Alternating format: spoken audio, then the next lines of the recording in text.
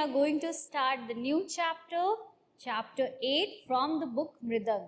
It's a poem again that as we have studied in chapter 7. It is also a poem, a show of clouds. It means clouds की help से different different activities यहाँ पर होगी. आप भी जब sky में clouds देखते होगे तो बहुत कुछ इमेजिन करते होगे.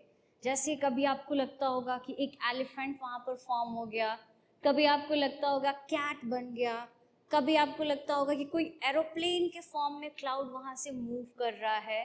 सो those all are the part of shows of clouds. Here is a boy. अब ये भी क्या करेगा, क्लाउड्स के हेल्प से डिफरेंट डिफरेंट क्रिएशन करने वाला है. As I lie on my back, looking up at the sky, I see a big white bear looking down at me.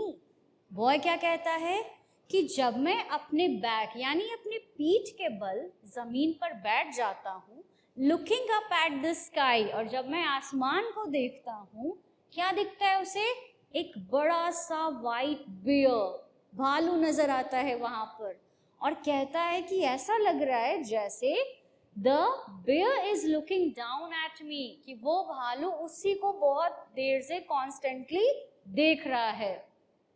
As I lie on my back, looking up at the sky, I see a ship sailing on a white sea.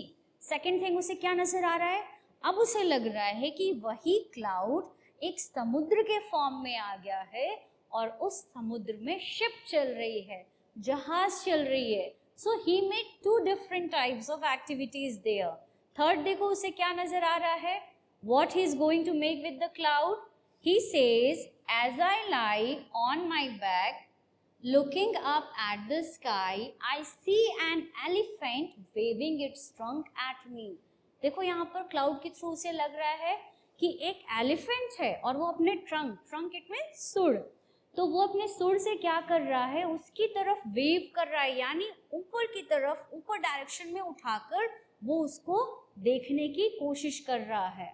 As I lie on my back looking up at the sky, oh it is fun to me to see whatever I want to see.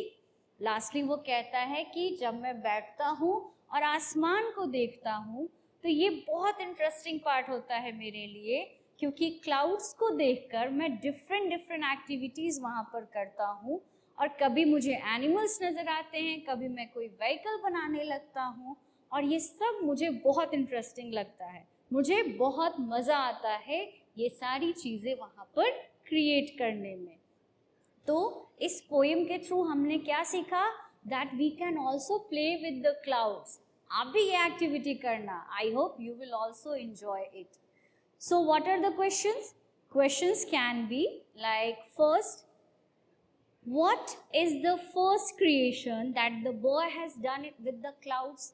Clouds का help करके उस boy ने सबसे पहले क्या बनाया था, सबसे पहले उसने एक वाइट बेयर बनाया था. And what he made the second time उसने क्या देखा, that there is a ship within a white sea, एक सफेद समुद्र, यानी वहाँ का पानी बिल्कुल साफ है, वाइट है, और वहाँ पर शिप चल रहा है. So this is all for today. Thank you.